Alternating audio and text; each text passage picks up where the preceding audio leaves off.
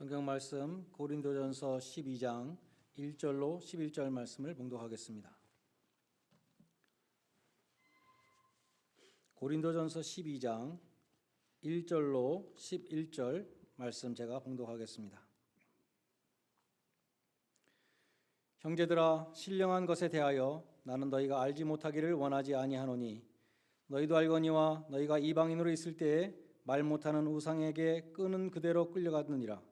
그러므로 내가 너희에게 알리노니 하나님의 영으로 말하는 자는 누구든지 예수를 저주할 자라 하지 아니하고 또 성령으로 아니하고는 누구든지 예수를 주시라 할 수 없느니라. 은사는 여러 가지나 성령은 같고 직분은 여러 가지나 주는 같으며 또 사역은 여러 가지나 모든 것을 모든 사람 가운데서 이루시는 하나님은 같으니 각 사람에게 성령을 나타내심은 유익하게 하려 하심이라. 어떤 사람에게는 성령으로 말미암아 지혜의 말씀을, 어떤 사람에게는 같은 성령을 따라 지식의 말씀을, 다른 사람에게는 같은 성령으로 믿음을, 어떤 사람에게는 한 성령으로 병 고치는 은사를, 어떤 사람에게는 능력 행함을, 어떤 사람에게는 예언함을, 어떤 사람에게는 영들 분별함을, 다른 사람들에게는 각종 방언 말함을, 어떤 사람에게는 방언들 통역함을 주시나니 이 모든 일은 같은 한 성령이 행하사 그의 뜻대로 각 사람에게 나누어 주시는 것이니라. 아멘.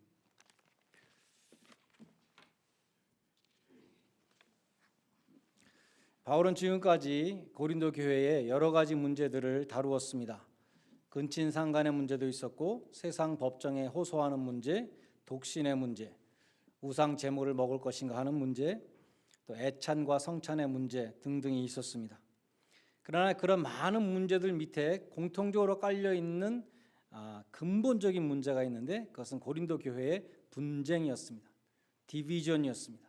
분파의 문제는 1장부터 4장까지 집중적으로 나왔지만 5장부터 다루는 모든 이슈의 그 근간에 분쟁의 문제가 깔려 있습니다. 12장부터 14장까지 다루는 이 은사의 문제, 또 이 분쟁의 문제와 또한 연결이 되어 있습니다. 오늘 본문에 나오는 이 은사, 이 단어는 헬라어로 카리스마인데 은혜라는 뜻의 카리스라는 단어에서 왔습니다. 카리스마는 그레이스 기프트라는 그런 뜻이 있습니다. 은혜로 주신 선물. 그처럼 바울이 카리스마라는 단어를 사용하는 이유는 하나님의 은혜를 강조하고자 함이었습니다.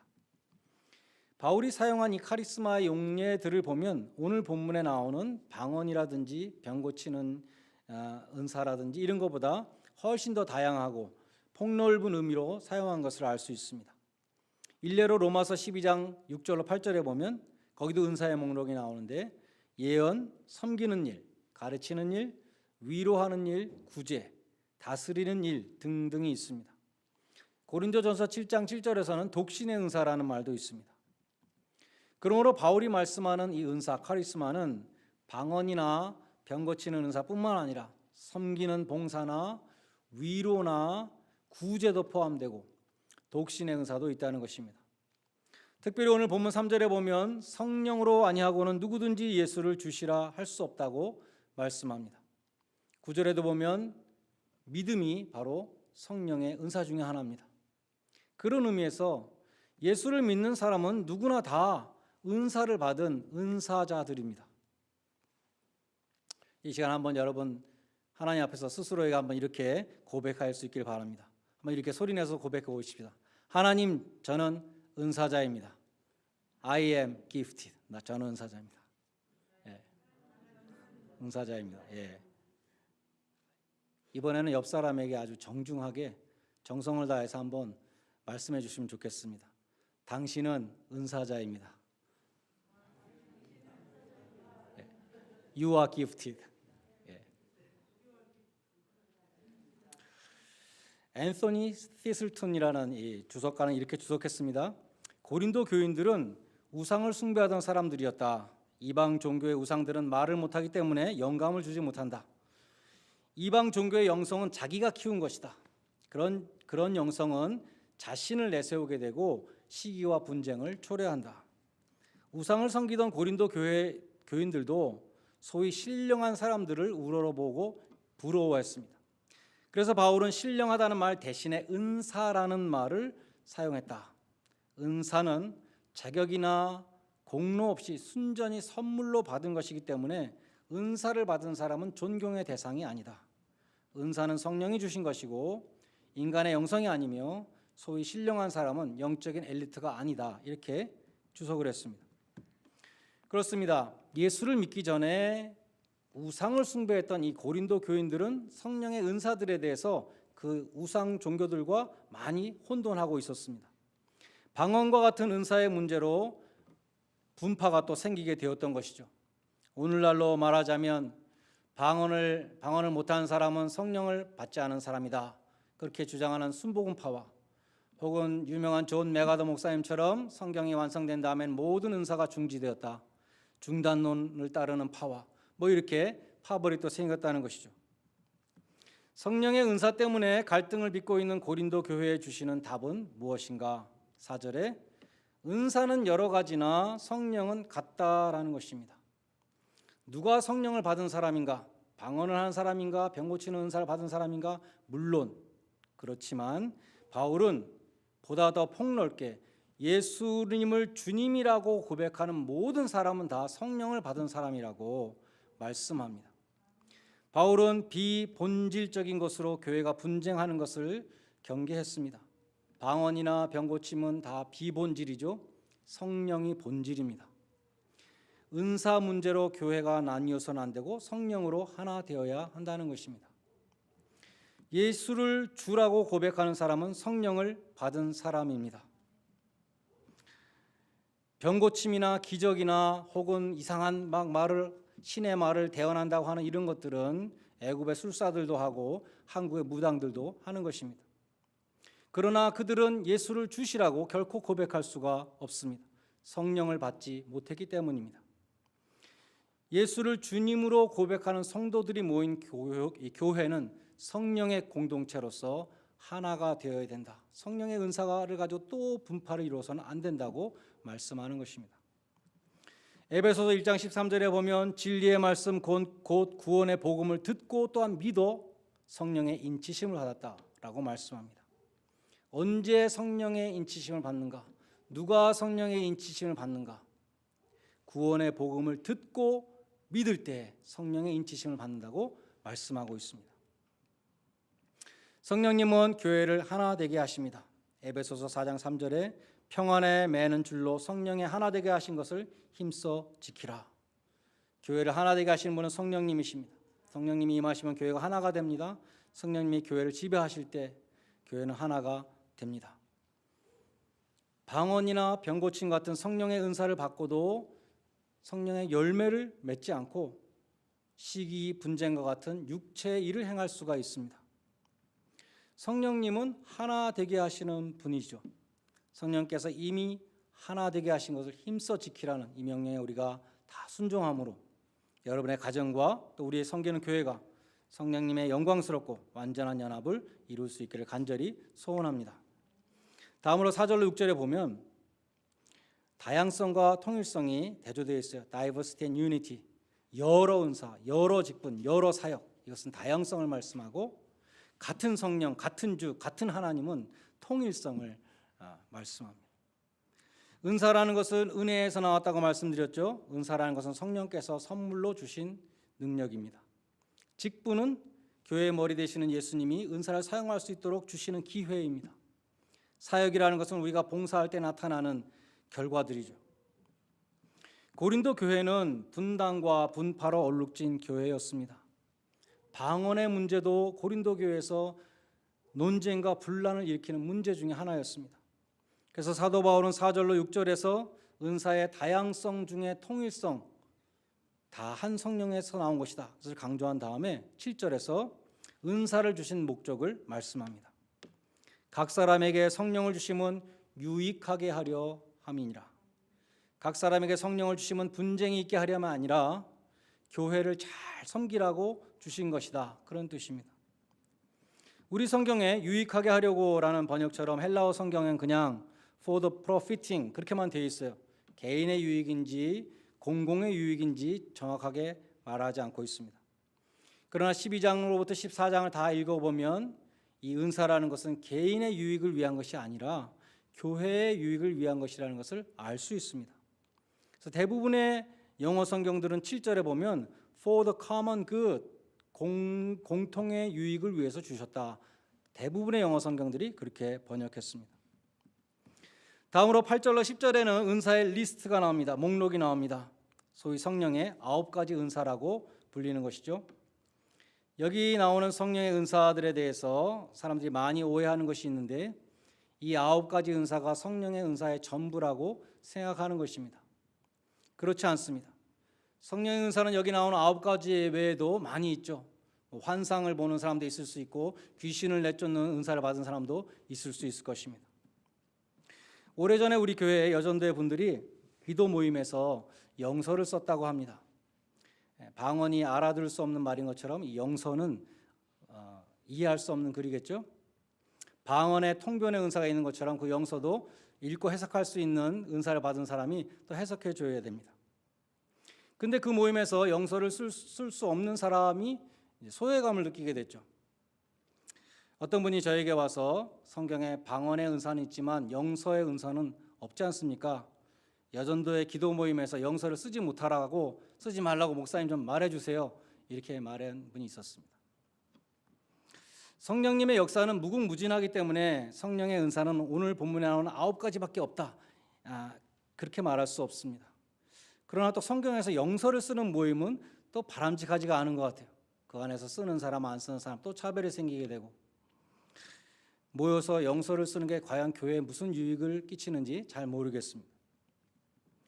성령의 9가지 은사 목록은 은사를 하나도 빠짐없이 다 나열한 것이 아니라 다양한 은사들의 예들을 든 것에 불과합니다. 성령님은 그 뜻대로 얼마든지 다양한 은사를 주실 수 있습니다. 성경의 은사를 총망라한 목록은 없습니다. 바울이 나열한 은사들은 영어로 exhaustive한 것이 아니라 suggestive한 것이다. 다 하나도 빠짐없이 기록한 것이 아니라 예를 들면 이런 것들이 있다라고 말하는 것이다. 그런 것이죠. 오늘 본문에 처음 나오는 것이 지혜의 말씀과 지식의 말씀이 있습니다. 흔히 지식은 이론적인 것이고 지혜는 실천적인 것이다. 그렇게 이해하는데 바울이 쓴 이 지식이라는 그노시스라는 단어, 지혜란 소피아라는 단어, 바울이 쓴 모든 용례들을 다 조사해 보면 그렇게 구분이 가지 않습니다.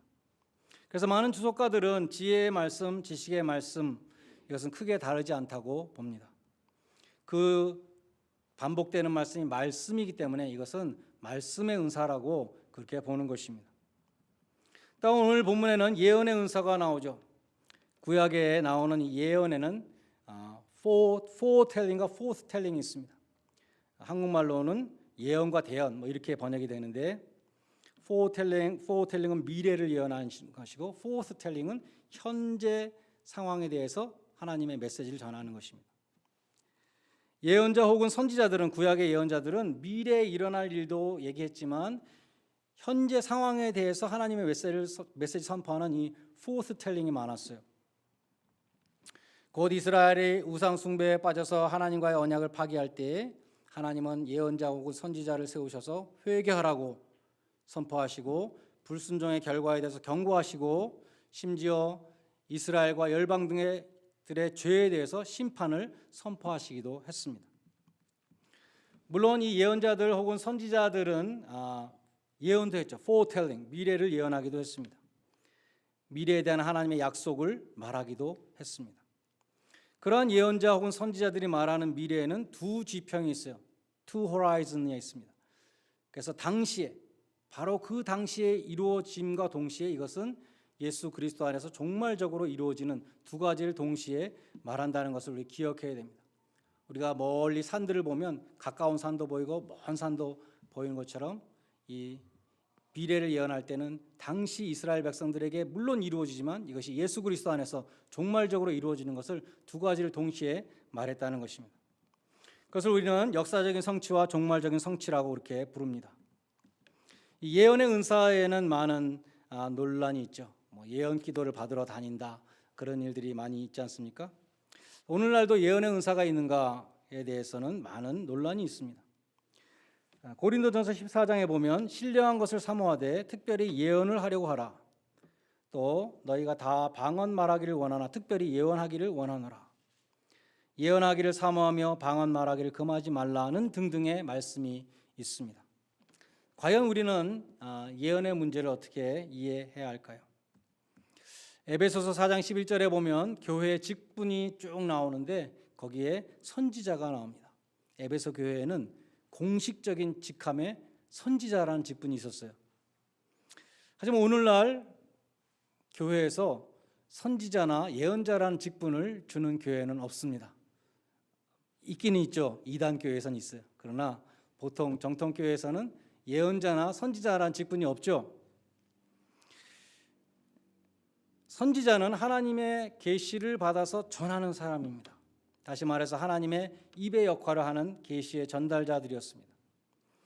구약에 보면 선지자들이 여호와께서 이와 같이 말씀하신다라고 맨 처음에 말한 다음에 하나님의 메시지를 전하는 것을 볼 수 있습니다. 신약 성경에 아직 완성되지 않았던 그 초대교회 당시에 사도행전이나 에베소서나 고린도 교회나 하나님의 계시를 전하는 선지자들이 그 당시에는 있었습니다. 아직 기록된 하나님의 말씀 성경이 없었기 때문입니다. 그러나 기록된 성경이 완성된 이후에는 선지자 혹은 예언자라는 직분이 더 이상 필요하지 않게 되었습니다. 성경이 있기 때문에 성령께서 기록된 성경의 조명하심으로 우리에게 말씀하시는 것입니다. 성경 저자들은 성령의 감동으로 영감을 받아 하나님의 말씀을 기록했는데 성경을 읽는 우리는 그 성령의 똑같은 조명으로 하나님의 말씀을 깨닫게 되고 나에게 주시는 하나님의 말씀을 받게 되는 것입니다. 그러므로 성경 계시가 종료된 다음에는 하나님의 계시를 직접 전하는 선지자 혹은 예언자가 더 이상 존재하지 않습니다. 물론 오늘날도 교회가 선지자적인 사명을 감당해야 된다고 말하는 것은 맞죠. 교회가 시대의 징조를 분별하고 당대의 죄악상을 고발하며 하나님의 심판을 경고할 수 있는 하나님의 말씀에 비추어서 말씀을 선포하는 그런 일을 해야 합니다. 그러나 오늘날에는 새로운 계시가 임하는 것이 아니라 기록된 계시에 대해서 새롭게 이해하고 적용하는 것입니다. 오늘 본문의 결론은 11절입니다. 이 모든 일은 같은 한 성령이 행하사 그 뜻대로 각 사람에게 나눠 주시느니라. 여러 은사가 있지만 그 모든 은사를 나눠 주시는 분은 한 분이시다. 성령님이시다 라고 말씀합니다. 오늘 본문의 핵심은 9가지 은사가 있구나. 또 거기에 대해서 은사주의와 비은사주의가 또 나뉘어서 분쟁을 하고 이것이 오늘 본문이 주시는 메시지가 아니고 다양한 은사를 소유한 많은 사람들이 한 성령 안에서 한 몸을 이루어 주님의 교회에 유익이 되게 해야 한다는 것입니다. 우리를 그리스도의 한 몸에 연합시키는 것이 한 성령님의 사역이죠. 고린도전서 12장 13절에 보면 우리가 유대인이나 헬라인이나 종이나 자유자나 다 한 성령으로 세례를 받아 한 몸이 되었고 한 성령을 마시게 하셨느니라 말씀합니다. 한 성령께서 한 몸이 되게 하셨다. 또한 한 성령님은 같은 성령의 열매를 맺게 하십니다. 그러므로 우리는 한 성령께서 나누어 주신 성령의 은사를 가지고 교만하고 다른 사람을 깔보고 무슨 계급장을 다른 것처럼 그렇게 해서는 안 된다는 것입니다. 은사는 자기 것이 아닙니다. 선물로 받은 것이기 때문입니다. 한 성령님이 자기의 기쁘신 뜻과 지혜대로 은사들을 나누어 주십니다. 그러므로 자랑할 것이 없습니다. 혹시라도 하나님이 주신 은사를 가지고 교만하거나 다른 사람을 멸시했다면 우리는 회개해야 할 것입니다. 마태복음 25장의 달란트 비유에 보면 하나님의 종들 중에는 착하고 충성된 종이 있는 반면에 악하고 게으른 종도 있다 그랬습니다. 착하고 충성된 종들에게는 마지막 날에 주인의 즐거움에 참여하라는 상급을 내려주시는 반면에 악하고 게으른 종들에게는 어두운 데로 쫓겨나서 슬피 울며 이를 갈미 있으리라, 이런 형벌이 떨어집니다. 이 사람이 무엇을 그렇게 잘못했길래 이렇게 무서운 심판을 받았을까요? 이 사람은 한 달란트를 받은 사람인데 이 사람의 잘못은 주인께 받은 그 달란트를, 은사를 사용하지 않았다는 것입니다. 우리가 잘 아는 이 니콜로 파가니니라는 바이올리니스트가 있죠. 유명한 바이올린의 거장인데 그 사람이 죽을 때 유언을 했습니다. 내 바이올린을 제노아시의 그 시리에 기증한다. 근데 한 가지 조건이 있었어요. 아무도 그 악기를 연주할 수 없다. 전시만 해라. 이렇게 유언했다는 것입니다. 그래서 그 명품 바이올린은 다시는 소리를 내지 못하고 박물관 한 구석에서 썩어가는 유물이 되었다는 이야기입니다. 하나님은 이 은사를 사용하지 않은 사람에게 말씀하십니다. 너는 무익한 종이다. useless. 나에게 아무런 유익을 주지 못했다. 그렇기 때문에 너는 악한 종이다. 주인이 준 그 은사를 사용하지 않는 종, 주인에게 아무런 유익을 끼치지 못했던 종은 그처럼 버림을 받고 슬피 울며 후회하게 될 것이라고 주님은 가르쳐 주셨습니다. 여러분 한 사람 한 사람은 모두 은사를 받은 은사자들입니다. 영서를 쓰는 은사를 받지는 못했을지 몰라도 예수를 주로 고백하는 믿음의 은사를 받으셨고 교회를 섬기는 봉사의 은사를 받으셨습니다. 받은 은사를 사용하지 않고 땅에 묻어뒀다가 주님 앞에 서는 날 너는 참 쓸모없는 종이었다. 어두운 데 쫓겨나서 슬피 울며 이를 갈아라. 이러한 심판을 받는 분이 뒤늦게 후회하시는 분이 한 분도 없기를 바랍니다. 혹은 은사를 사용하긴 했지만 교회에 유익을 주지 못하고 교회에 자꾸 문제를 만들었다. 그러한 판결을 평가를 또 받는 분도 없으시기를 바랍니다. 주님이 주신 은사로 주님의 몸된 교회에 유익이 되도록 잘 사용하고 착하고 충성된 종으로 칭찬과 상급을 받으시는 복된 성도들 되시기를 주님의 이름으로 간절히 축원드립니다. 기도하시겠습니다. 십자가에서 유대인과 이방인의 담을 허시고 한 몸을 이루게 하신 주님, 저희에게도 역사해 주셔서 한 마음이 되게 해주시고 각자의 다양한 은사와 직분으로 주님의 교회를 풍성하게 하는 주의 종들이 되게 하여 주시옵소서. 평안의 매는 띠로 하나가 되게 하신 그 성령께서 또 우리를 하나 되게 하시고 우리가 하나됨을 지키게 하시며 그리하여 전쟁과 분쟁이 그치지 아니하고